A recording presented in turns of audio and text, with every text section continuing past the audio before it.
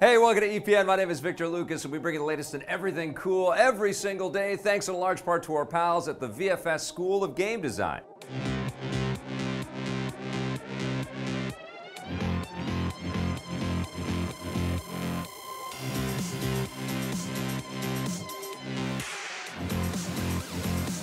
Thank you so much, Vancouver Film School. Today's rundown is dedicated to Twisted Reverb, who says, "I'm his hero." Thank you. This rundown is all yours.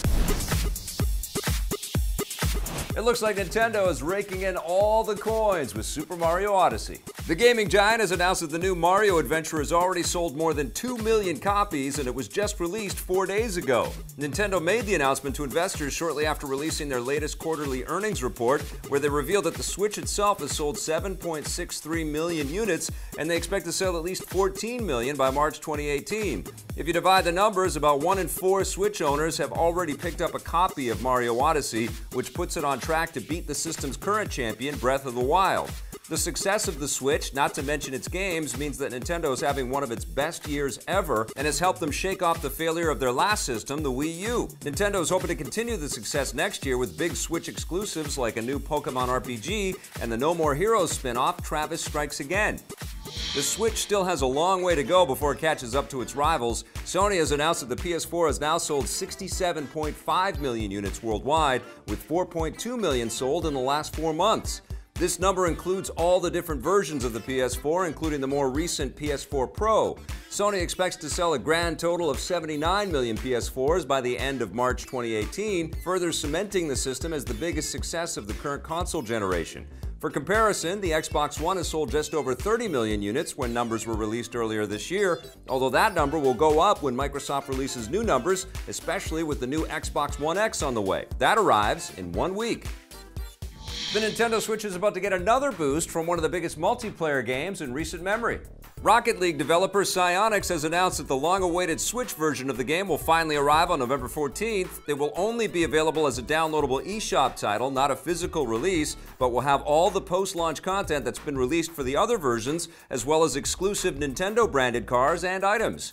The best thing about the Switch version, however, is cross-platform multiplayer. Players will be able to join games with their friends on the Xbox One and PC, but unfortunately not the PS4.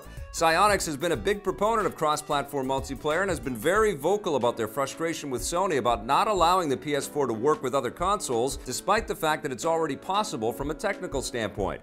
Hopefully, if more games embrace cross-platform like Rocket League, it will help change Sony's mind.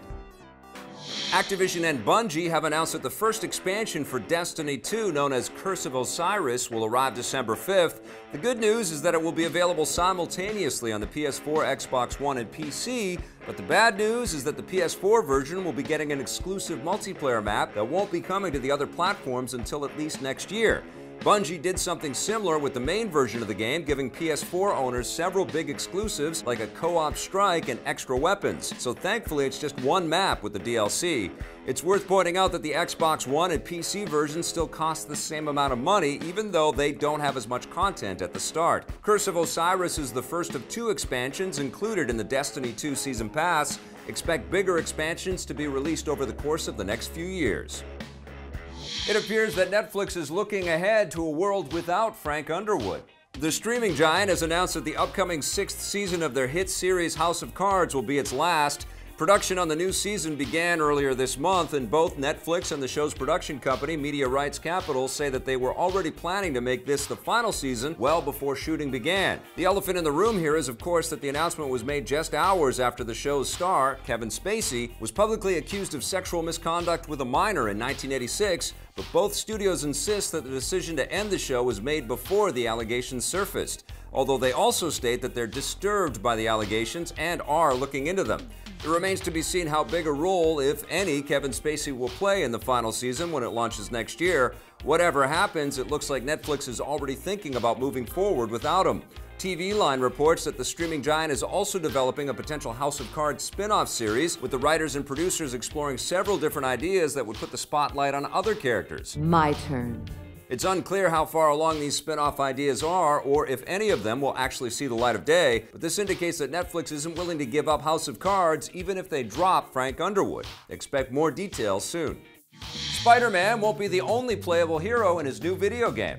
Insomniac Games released a cool new trailer for their new Spider-Man game yesterday at the annual Paris Games Week, and one thing in particular stood out. The trailer includes one shot that looks suspiciously like players will be controlling Spider-Man's girlfriend, Mary Jane Watson, which would add a new dynamic to the game. Now, Insomniac Games has confirmed that this is the case. In a statement to IGN, Insomniac's creative director Brian Intihar confirms that players will be taking control of Mary Jane at various stages throughout the game, and it will be a very different experience than playing as Spider-Man. She won't just be a damsel in distress. Players will be able to use her to interact with different situations, and because she's a Daily Bugle reporter, you'll also be able to investigate what the bad guys are up to. Insomniac thought it would be interesting to show what it's like to be a character who doesn't have superpowers in a superhero world, which will put an interesting spin on the game. The new Spider-Man game will swing onto the PS4 early next year. Whew. Anyone else need a breather? That's it for the Rundown today. Thank you so much for watching. We'll be back again tomorrow with a brand new episode. In the meantime, if you're interested in learning more about game design, visit our pals at VFS.edu. We'll see you tomorrow. Thank you for watching. And if you dig our stuff, don't forget to hit subscribe, that little bell, and if you're inclined, that sponsorship button.